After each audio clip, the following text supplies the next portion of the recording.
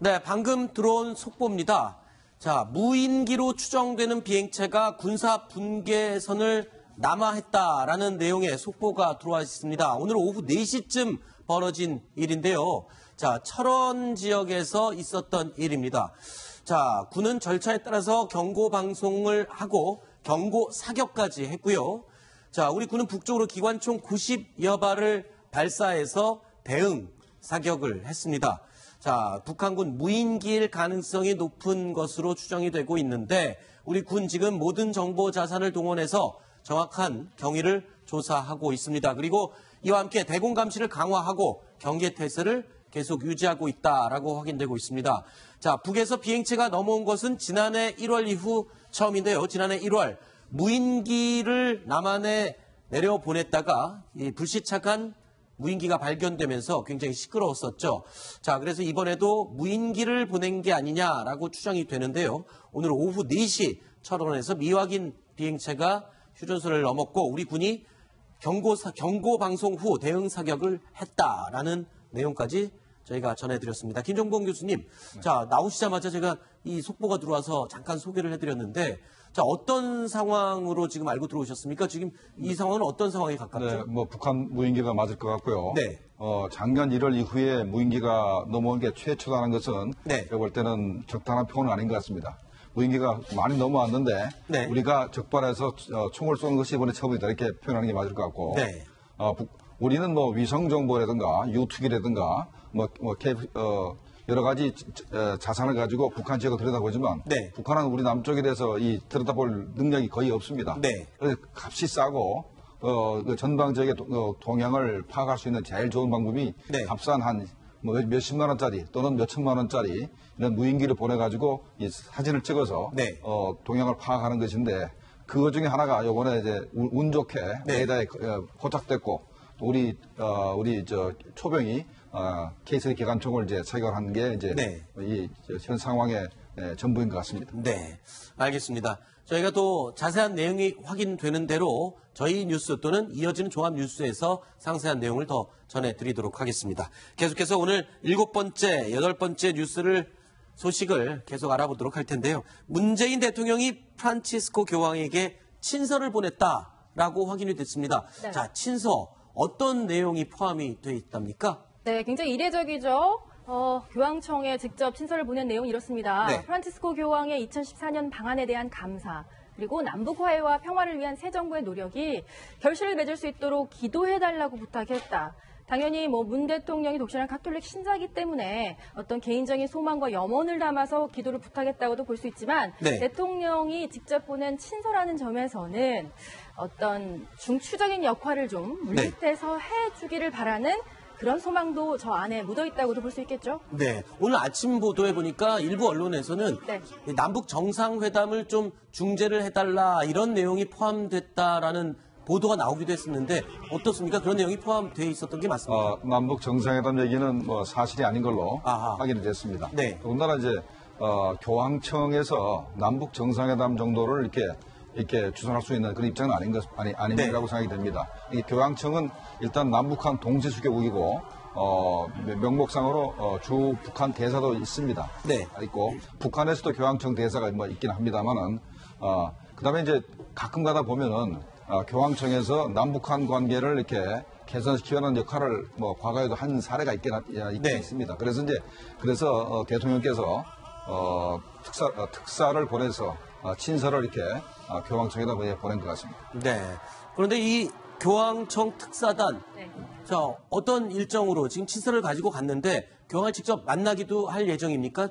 그렇습니다. 당연히 만나기 위해서 간 것이고요. 네. 그런데 이제 24일 아침에는 지금 도널드 트럼프 대통령도 중동 순방 거쳐서 이탈리아와 교황청이 있는 바티칸을 방문할 예정이기 때문에 25일에요. 그렇습니다. 네. 그래서 아마 그 후가 되지 않을까. 바로 직전까지는 또 불가리아, 아일랜드 쪽 수장들과도 면담이 예정이 되어 있기 때문에 그 특사와의 면담은 아마 24일, 5일 후가 되지 않을까라는 생각이 들고요. 네. 앞서서 이제 말씀해 주셨듯이 이제 교황청의 어떤 특사 외교의 제한성이 있지 않느냐라는 얘기들을 많이 하시는데 또 교황 대통령만이 갖고 있는 그 어떤 외교력이 있습니다. 네. 과거에도 봤듯이 오바마 그리고 이제 쿠바와 미국의 국교 정상화에 있어서는 교황 굉장히 특별한 역할을 했거든요. 아, 그랬었죠. 바티칸으로 양국의 대표를 불러서 물밑 협상을 또 중재하기도 했고 또 굉장히 그 양국 간의 여러 가지 갈등이 첨예해서 더 이상 이야기가 안 된다 할 때는 친서를 보내서 네. 쿠바에 갇혀 있었던 미국인 수감자를 석방하는 데 있어서도 상당한 역할을 했기 때문에 네. 교황청의 어떤 도덕적 가치, 네. 그리고 전 세계적인 인기 이런 것들 그리고 북한에 대한 관심도 굉장히 많습니다. 한반도 평화에 대한 관심도 굉장히 많고요. 네. 그렇기 때문에 어느 정도의 모종 역할을 할 수 있지 않을까라는 기대는 가져봄직합니다. 네. 자, 그런데 문재인 대통령과 프란치스코 교황의 인연이라고 얘기를 해도 될까요? 자, 문재인 대통령이 그 예전에 우리 동아일보와의 인터뷰에서 교황과의 인연을 이런 얘기를 했었군요. 그러니까 저녁 식사하고 싶은 한 사람이 누구냐라고 했을 때 프란치스코 교황을 뽑았다면서요? 바로 지난달입니다. 대선 바로 일주일 전에 저희 네. 채널과 동아일보가 직접 문재인 당시 후보에게 물어봤죠. 네. 단 한 사람과 저녁 식사를 하겠다면 어떤 사람과 하겠느냐 했을 때 망설임 없이 프란치스코 교황을 뽑았습니다. 내가 카톨릭 신자기도 하지만 종교를 떠나서 그분의 헌신, 포용, 겸손의 삶을 존경한다. 그리고 높은 곳으로 올라갈수록 낮아져야 한다는 그분의 가르침을 1시간 동안이라도 함께 식사하면서 받을 수 있다면 충만함에 아주 행복할 것 같다는 이야기도 함께 전했었습니다. 네. 자, 그리고 문재인 정부 지금 남북 관계 개선에 본격적인 시동을 거는 것 같습니다. 자, 지금 통일 외교안보 특보 문정인 교수가 오늘 아침에 한 매체와 인터뷰를 한 내용이 지금 계속 회자가 되고 있는데, 자, 이 내용들이 있습니다. 저희 한번 하나씩 짚어볼까요? 오이사 조치는 이미 유명무실화됐으니 해제해야 한다라고 하고 있습니다. 그러면서 북핵 없애는 것은 다음 문제고 당장 미사일을 증강시킨 것을 저지해야 되고 이를 위해 정상적인 거래를 하면서 대화하는 방향으로 가야 한다. 이러면서 지금 의견을 피력을 했어요. 얼마나만큼 이 현실적인 이야기가 될까요? 자, 오이사 조치는 네. 그 북한이 살아남을 폭침시켰기 때문에 그렇죠. 내린 조치고, 그다음에 이제 연평도 포격도 있었습니다. 그래서 우리 정부가 뭘 했냐면 북한이 천안함 폭침하고 연평도 포격에 대해서 사과하고 재발 방지하고 그랬었죠. 책임자를 처벌해야 된다. 그래야만 해제하겠다라고 했기 때문에 지금 당장 아무런 그 정세 변화가 없이 오이사 조치를 해제하기는 굉장히 힘들 것 같고, 네. 그다음에 유명무실하다는 얘기도 절 맞지 않는 것 같습니다. 지금까지 오이사 조치 때문에 북한에 대해서 이제 교류 협력이 거의 현재 중단된 상태인데 유명무실했다는 얘기 표현은 조금 좀 지나친 표현인 것 같습니다. 아, 그래요? 아마 그런 논란 때문인지 오늘 청와대에서는 이제 다소 거리를 두는 이야기를 했죠. 네. 그러니까 개인의 의견을 피력한 것으로 보이고 이게 이제 사전 조율을 거친 어떤 입장 표명은 아니라는 취지의 설명이 있었고요. 네. 다만 아마 이제 본인은 물론 이제 특보라는 어떤 위치에 있지만 비상임 자리이고 중장기적으로 이런 어떤 그림을 그리고 가야 된다는 취지로 설명을 했다라는 어떤 그런 해명도 내놓은 바 있습니다. 네. 근데 문재인 특보가 이 오이사 조치를 해제해야 한다라는 얘기뿐만 아니라 개성공단 재개 그리고 금강산 관광 재개까지 이야기를 한 것으로 지금 알려지고 있는데 글쎄요. 이 뭐 어떤 얘기를 구체적으로 한 겁니까? 그러니까 이제 개성공단 제외한 이게 너무 이제 어떻게 보면 자승자박이었다 이런 취지로 얘기를 한 것이죠. 네. 그러니까 개성공단이라는 것 자체는 남북 교류 협력의 상징인데 이것을 너무 무리하게 이렇게 묶어놓다 보니까는 어떻게 보면 북핵 해결의 그러니까 북핵 해결의 어떤 마중물이 될 수 있는 계기도, 전환점도 이걸 완전히 문을 닫아버림으로 인해서 교류 협력의 물꼬조차를 아예 그냥 완벽하게 막아버렸다 이런 취지로 얘기를 했는데요. 근데 개성공단은 북한이 다 먼저 폐쇄 조치한 거 아닙니까? 맞습니다. 이제 네. 그런 취지이고 그 문재인 후보 시절에 1월 달입니다. 네. 그때는 이제 비슷한 취지로 이야기를 했었죠. 한 언론과 인터뷰에서 북핵 해결의 어떤 실마리를 제공할 수 있다라는 이야기를 했지만 네. 4월 TV 토론 대선 후보 토론회에서는 이게 대북 제재와 함께 결을 같이 해야 된다. 무조건 개성공단 재개가 이루어져야 된다는 것이 아니라 이게 그때 국제 대북 제재의 어떤 흐름과 결을 같이 해야 된다는 조금 한 발 물러선 어떤 그런 포지션을 취했기 때문에 아마 지금 그래서 아마 문정인 특별보좌관의 발언이 청와대에서도 오늘 기자들과 만나서 네. 어떤 결을 같이 하는 지금 현재 어떤 상황을 나타내는 것은 아니라는 어떤 해명이 있었던 것 같습니다. 네. 물론 개인적인 의견을 전제로 얘기했다고는 치지만 무언가 문재인 정부의 아주 중요한 대북 사안을 이끌어갈 사람이기 때문에 그냥 넘어갈 수는 없는 얘기인 것 같거든요. 자, 문정인 교수 어떤 인물입니까? 좀 설명을 해주시죠, 김장한 선생님. 2000년하고 2007년에 그 정상회담에 함께 남북 정상회담에도 함께 동행했던 진보 성향의 국제 정치 학자고요. 노무현 정부에서는 동북아 시대 위원장 그리고 외교통상 국제안보 대사를 지냈었고 또 해벽 정책의 기조를 만드는 데 있어서 깊숙이 관여했던 인물입니다. 그리고 이제 문재인 대통령도 이번에 특보를 발표하면서 저와 함께 평화 또 대북, 통일 이런 외교 기조를 함께 이야기해 나갈 인물이라고 소개를 했기 때문에 어떤 전반적인 큰 그림을 그리는 데 있어서 또 이번에 햇볕 정책이 아니라 이번에는 달빛 정책이라는 얘기 하지 않습니까? 네. 대북 정책, 달빛 정책에 있어서도 상당한 어떤 기여를 할 수 있는 그렇게 기대되는 인물이기도 합니다. 네. 자, 그렇다면 우리 정부 입장은 어떤지 민간 교류에 관해서 입장을 발표를 했습니다. 뭐라고 얘기를 했는지 들어보시죠. 민간 교류 등 남북 관계 주요 사안들에 대해서는 국제사회의 대북 제재 틀을 훼손하지 않은 범위 내에서 유연하게 검토해 나갈 생각입니다. 자, 유연하게 풀어가겠다. 이게 지금 오이시사 조치 해제하고 개성공단 열겠다. 뭐 이런 얘기로 들어야 되나요? 아니면 뭐 그냥 대화를 이끌어 가겠다. 이런 식의 그냥 두루뭉실한 얘기인가요? 어떻습니까? 그러니까 기본 전제가 국제사회의 대북 제재 틀을 흐트러지지 않은 상태에서 네. 유연하게 이제 해나가겠다는 것이기 때문에 현재 오히려 현재 이번에 북한이 그 북극성 2형을 쏘고 화성 12호를 쐈기 때문에 현재 더 강화된 제재 결의안이 현재 통과될 수가 있는 그런 상황이고 네. 일본도 세컨더리 보이콧, 그러니까 북한과 거래하는 어떤 기업도 일본과는 거래할 수 없다는 세컨더리 보이콧을 이제 준비하고 있기 때문에 네. 만약에 국제사회와 동떨어져 가지고 북한과 교류 협력을 하다가 우리 기업들이 상당히 일본이나 미국의 정부의 제재를 받을 가능성이 있기 때문에 네. 그렇게 북핵 문제와 관련해서 이렇게 네.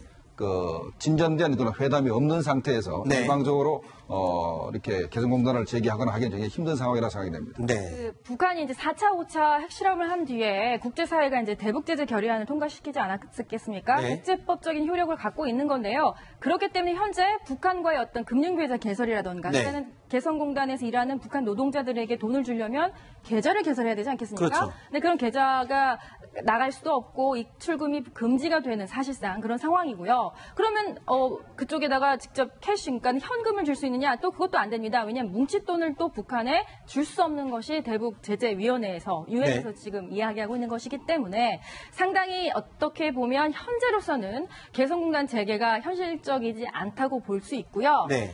결국 공은 북한한테 넘어갔습니다. 네. 그러니까 북한이 지금 저희들한테 보여주고 있는 시그널이 조금 약간 양면적인 게 있어요. 네. 최근에 이제 그쪽 사정을 좀 아는 대북 소식통하고 이야기를 해본 적이 있는데 원래 개성공단이 들어섰던 곳은 북한의 군사시설이었습니다. 그랬죠. 개성공단이 있기 전에는요. 그러면 개성공단이 닫히면 많은 사람들이 우려했던 것이 북한이 이것을 다시 군사시설로 전환하지 않겠느냐라는 얘기를 했어요. 네. 그런데 지금 현재는 그런 움직임이 전혀 포착되지 않고 현지 시설이 원만하게 유지가 되고 있다고 합니다. 네. 그러니까 북한도 개성공단에 대한 희망을 놓지 않고 있다라는 얘기로도 볼 수 있겠죠. 네. 하지만 방금도 저희들이 전해드렸듯이 북한이 지난 일요일도 그렇고 오늘도 무인 비행체를 띄운 것도 그렇고 계속 도발을 하고 있지 않습니까? 네.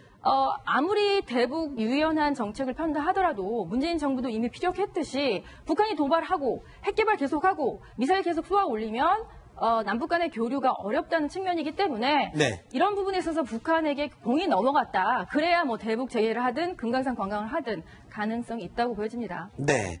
자, 이런 가운데 6.15 공동선언 기념 행사를 남북 공동이 치르기로 했다. 이런 내용이 발표가 됐죠? 네, 여권 관계자 발로 나왔는데요. 네. 민간단체예요. 민간단체에서 17주년 공동행사를 준비 중이며 또 북에서는 평양, 남측에서는 개성을 제시한 걸로 알고 있다. 이렇게 나왔는데 또 개성으로 성사가 되면 개성공단 기업인들을 동행시켜서 시설 점검을 할 수 있도록 노력할 것이다까지 얘기가 나왔는데 가능성이 있는지는 아직 의문이라는 또 해석도 나오고 있습니다. 글쎄요. 지금 북한의 행태로 봐서는 굉장히 한반도 긴장감을 고조시키고 핵실험을 잠깐 보류하긴 했지만 미사일 발사를 계속 연일하고 있지 않습니까? 이런 분위기에서 민간단체의 이런 공동선언, 이 기념식, 이게 공동으로, 남북 공동으로 치러질 수 있을까요? 가능할 것 같습니다. 아, 그래요? 현 정부 추세로 봐서는 가능할 것 같고요. 네. 그러니까 6.15 공동선언 관련해서 남북한이 2008년까지는 공동을 행사를 했고 과거에는 통일부 장관이 직접 참석한 적도 있었습니다. 네. 그런데 이제 그 이후로 정부에서 허락하지 안 해줬기 때문에 민간단체에서는 그 평양과 서울에서 행사를 추진하려고 그러다가 안 되니까 중국이라든가 이런 데서 이제 네. 우리 정부의 의견과 상관 없이 이렇게 행사를 꼭 해왔기 때문에 네. 요번에 정부는 참석을 못할지언정 민간단체끼리는 행사를 공동으로 할 가능성도 있다고 생각이 됩니다. 그렇군요.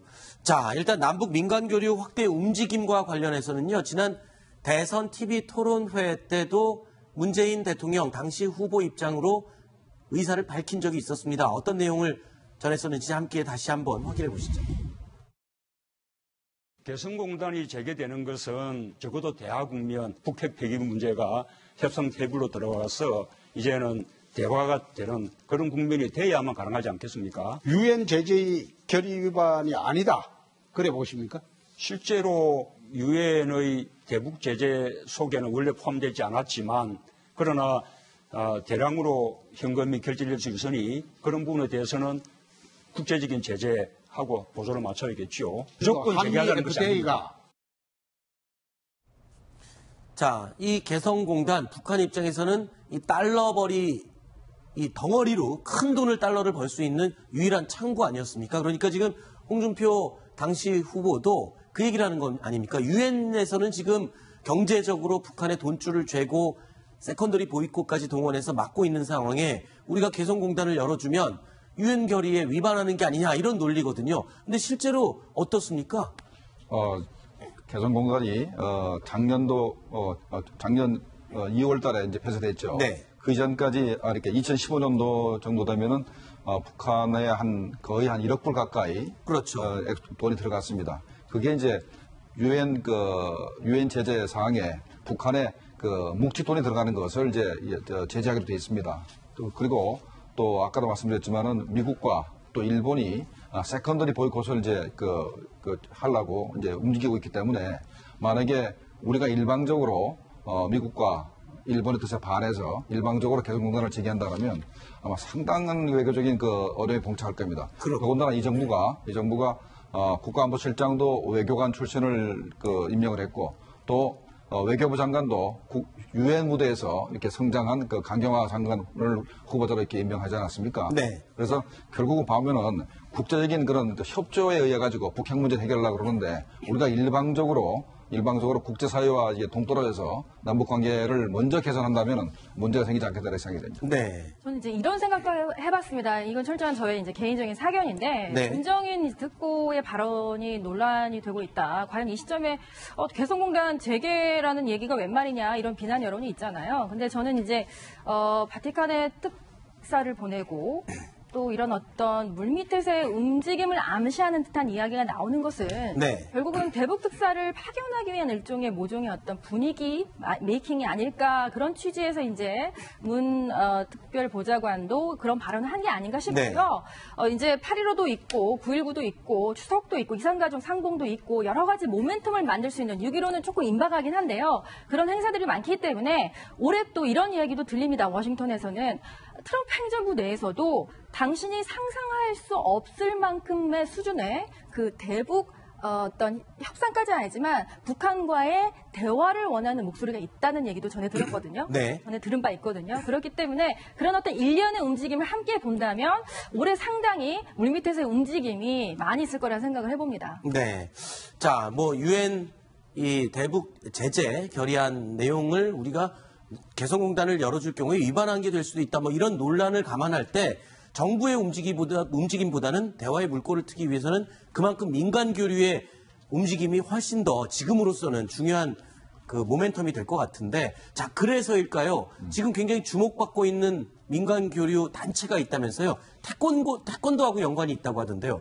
김정은 차장, 어떤 단체 활동입니까? 북한 태권도가 네. 있고 한국 말하면 남한 태권도, 북한 태권도 이렇게 나눠져 있었었는데요. 사실 WTO 세계 태권도 연맹 하면 바로? 우리가 잘 알고 있는 태권도 연맹 아닙니까? 그 우리의 태권도고 네. 올림픽에 선수를 출전시키는 서울에 본부를 둔 태권도 연맹이면 이제 북한 쪽에서는 ITF 국제 태권도 연맹이라는 곳이 있습니다. 따로 있군요, 따로 태권도 있습니다. 연맹이. 그리고 이제 여기서는 올림픽에 그동안에는 선수를 출전시킬 수가 없었는데 네. 교류를 하기로 합의를 했었고요. 그래서 10년 만에 처음으로 ITF에서 또 시범단이 우리나라에 와서 6월 24일부터 또 그동안 자신들이 이렇게 교련했던 어떤 새로운 무술, 그 기술들을 선보인다는 반가운 소식이고요.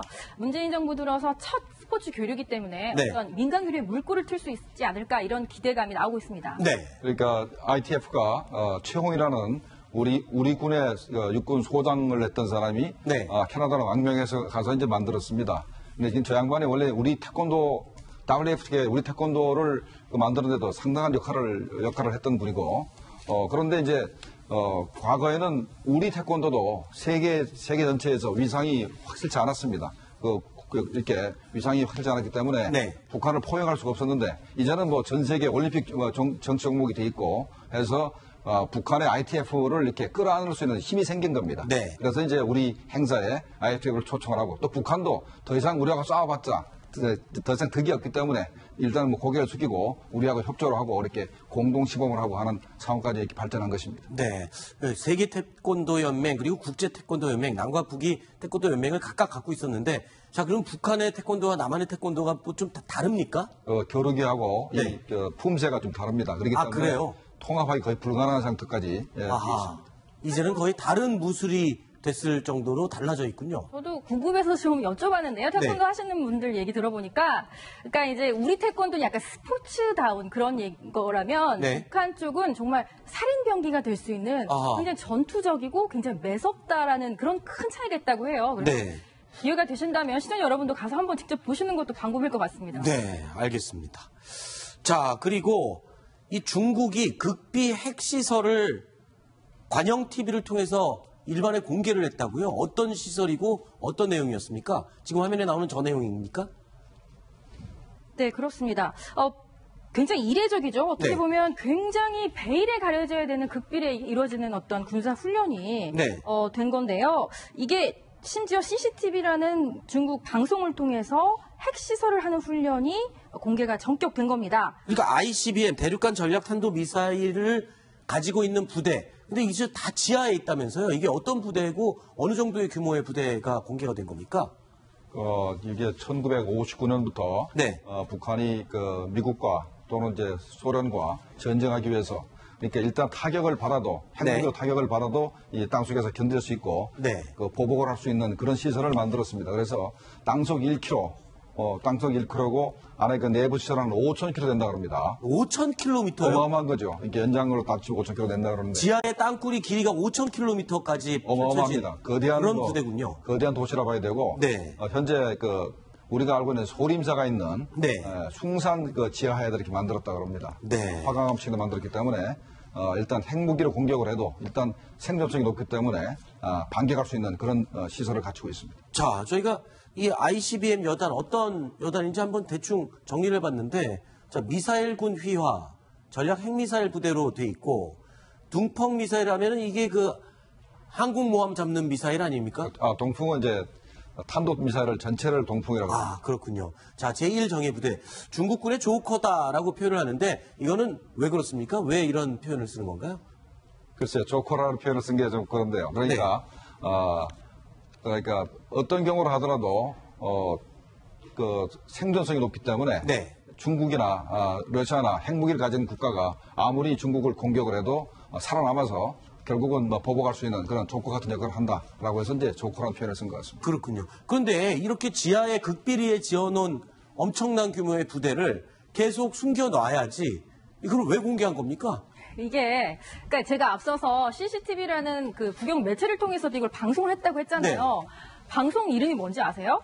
여기에 답이 있을 것 같습니다. 방송 이름이 뭡니까? 깊은 산 속에 잠복해 대국의 장검을 연마한다. 아하. 대국은 물론 중국을 이야기하는 거겠죠. 네. 장검은 도대체 어디를 겨누고 있는 것일까요? 네. 결국은 미국을 견제한다라고 해석할 수 있을 것 같고요. 네. 이제 이 지역의 전략적 자산뿐만 아니라 MD 체제를 강화시키는 미국에게 일종의 경고 메시지를 보내면서 우리도 이만큼의 위력을 가지고 있고 우리도 미국의 어떤 전략적 지역 내에서의 세력 강화를 좌시하지 않겠다. 네. 대국의 장검 바로 여기 있다라는 메시지를 보낸 거라고도 해석할 수 있을 것 같습니다. 네. 그러니까 이거는 우리 사드 배치하고도 좀 연관성이 있습니다. 네. 그러니까 사드가 배치되면서 만약에 미중 간의 전쟁이 동북아에서 벌어지게 되면 중국은 한국에 있는 주한미군 시설도 공격을 하게 됩니다. 근데 사드를 갖다 놓는 바람에 중국의 우리 한반도에 대한 공격 자체가 굉장히 무시화될 가능성이 있습니다. 그러니까 그래도 우리가 중국 자체의 이런 능력을 보여줌으로써 사드가 배치돼서 MD 체제가 이렇게 강화된다 하더라도 네. 자기들도 나름대로 미국을 공격할 힘이 있다. 이런 것을 과시하려고 공개한 것 같습니다. 그렇군요. 자, 중국의 땅속에 길이 5,000km가 넘는 그런 규모의 부대가 있다는 내용 여기까지 살펴봤고요. 다음으로는 9번째 순위 내용 어떤 내용이 준비되어 있는지 확인해 보시겠습니다.